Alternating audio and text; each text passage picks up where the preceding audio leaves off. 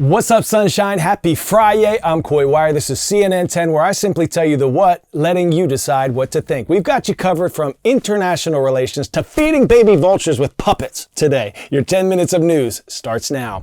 We start with a brand new partnership between the U.S. and Ukraine focused on underground goodies, rare earth minerals. These are some of the ingredients needed for our tech. Things like lithium for batteries in phones and EV cars, strong titanium for airplanes, and elements vital for computers, even defense systems. Turns out Ukraine has lots of them. The U.S. and Ukraine just signed a major agreement creating a special joint investment fund, sort of like a shared high-tech piggy bank. The fund aims to help Ukraine develop these mineral resources while keeping full ownership and control of everything underground, while America contributes money to the fund and potentially military aid like air defense systems like the U.S. has done in the past. Ukraine, in exchange, will put in some of the money earned from future mining projects. So, why is this deal so significant? First, it's aimed at boosting Ukraine's economy. Second, it helps the U.S. secure access to these important minerals, which means the U.S. can rely less on supply chains from other parts of the world. Third, it shows a strong long-term commitment from the U.S. supporting Ukraine's future. One big question, how might this impact Ukraine's ongoing war with Russia? Here's part of what U.S. Treasury Secretary Scott Bessent had to say. Today's agreement signals clearly to Russian leadership that the Trump administration is committed to a peace process centered on a free, sovereign, and prosperous Ukraine over the long term. It's time for this cruel and senseless war to end. This week, 2 NASA astronauts conducted the 5th all-female spacewalk ever. Nicole Ayers and Anne McClain suited up in their extravehicular mobility units and spacewalked outside of the International Space Station, spending about 6.5 hours hard at work. They relocated a space station communications antenna, installed the first round of gear needed for an additional power generation system. This was the very first spacewalk for astronaut Ayers, and Air Force instructor pilot with more than 200 combat hours. This was the 3rd spacewalk for Miss McClain, a colonel in the U.S. Army whose call sign is Animal, dating back to her rugby career. This marked the 275th spacewalk conducted on the ISS for space station assembly, maintenance, and upgrades. Now to an environmental crisis affecting Florida's beloved manatees. Around 1,200 of the aquatic mammals have died from starvation after their main source of food, seagrass, has been wiped out by pollutants. Randy Kay went to Florida's Indian River Lagoon for an up-close look. Take a look. We're heading out on Florida's Indian River Lagoon, which stretches from Palm Beach County to Daytona Beach. The lagoon is where Florida manatees come for the warm water. But in recent years, the northern end of the lagoon has been a death trap for them. All these homes along the lagoon that are on septic tanks are slowly leaking literally tons of nitrogen and phosphorus into the system. Marine biologist Peter Borelli has studied manatees for decades. He says those pollutants are being released by septic tanks and water treatment facilities along the lagoon and are fueling algae growth in the water, which is causing the manatees' main food source, seagrass, to die. So this algae is reducing light down to the seagrasses, essentially smothering them and killing them. He says manatees need to eat nearly 100 pounds of vegetation a day. Between December 2020 and April 2022, more than 1,200 manatees died of starvation, most of them here in the northern part of the Indian River Lagoon. Just a couple of decades ago, the water in this Indian River Lagoon was crystal clear. You could easily see down to the bottom. Now it's dark and murky and polluted with chemicals and algae. With their seagrass gone, the manatees had little choice but to eat the algae that killed it, which is toxic for them. Their normally round bodies became flat as they became more and more emaciated. Katrina Shaddix is the executive director of Bear Warriors United, which sued Florida's Department of Environmental Protection in 2022 to help protect the manatees. They suffered immensely and for a very long time. When a manatee starves to death, it's an extremely painful process. These photos from Bear Warriors United show how desperate some of the manatees were, attempting to pull themselves out of the water to eat leaves off dry land or grass along the water's edge.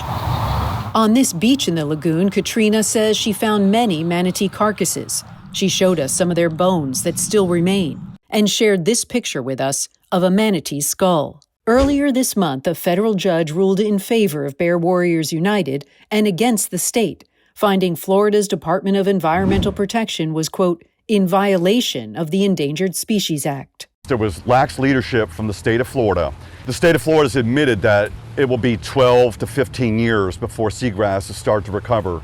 We reached out to both the Florida Department of Environmental Protection and Florida Governor Ron DeSantis, but neither provided a response to our questions. Are you hopeful the manatee population will come back here? I am hopeful now. I wasn't at first. I was convinced that this home herd was going to go extinct and that the rest of the state manatees would follow. But now that we won this lawsuit, we think we have a really good chance of working with the state to make sure the manatees don't go extinct on our watch.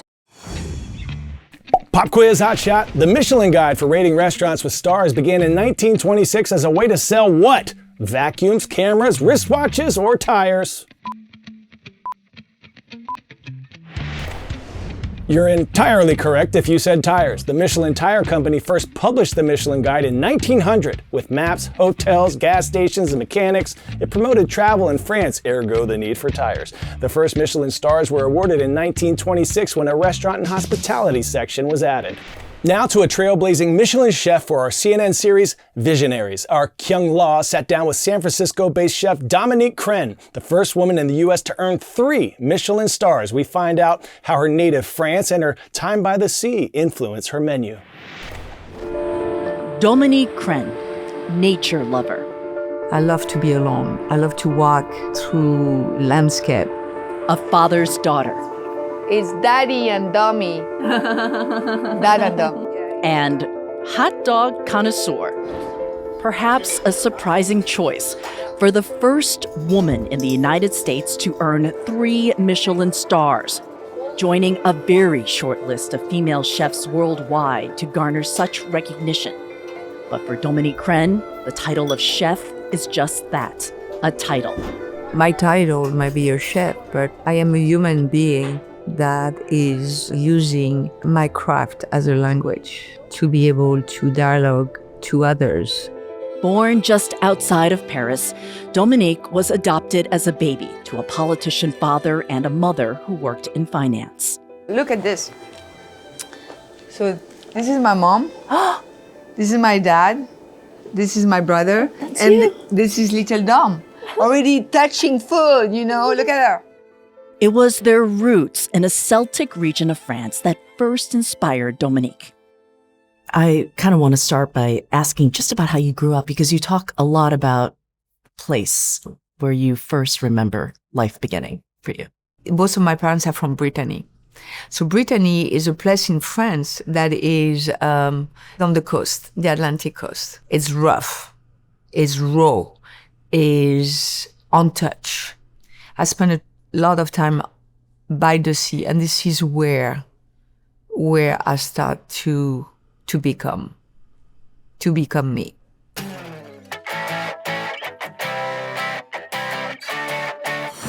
Today's story getting a 10 out of 10. Zookeepers at the Bronx Zoo in New York for doing whatever it takes to feed one of their newest additions. Handlers employing a very special puppet to hand feed a brand new baby vulture. Apparently, this species of king vulture has a tendency to neglect their chicks, so hand feeding can be necessary to ensure these babies survive. But also important that the baby bird doesn't identify too closely with its human handlers. Now, we all know vultures' main source of food is dead animals like roadkill, right? But did you know vultures are essential in preventing the spread of disease in wildlife populations? All 23 species of vultures have stomach acid so strong, so powerful, it can sterilize animal bones and its immediate surroundings, killing bacteria that causes botulism, anthrax, and rabies. In fact, some researchers in India believe hundreds of thousands of human illnesses could have been prevented if it weren't for the decline of the country's vulture population. The cleanup crew you never knew you needed. All right, let's bring this show home. Big Friday shout out going to Mr. Blair and all our friends, the Wildcats at Columbia Falls Junior High in Columbia Falls, Montana. Wildcats strong, rise up. And Annalise, you designed this? Well done. Cue that Friday music now there. You never know when, you never know how, but you may be the light someone needs. You are more powerful than you know, so shine bright this weekend, y'all. May the 4th be with you. I'm Coy Wire, and we are CNN 10.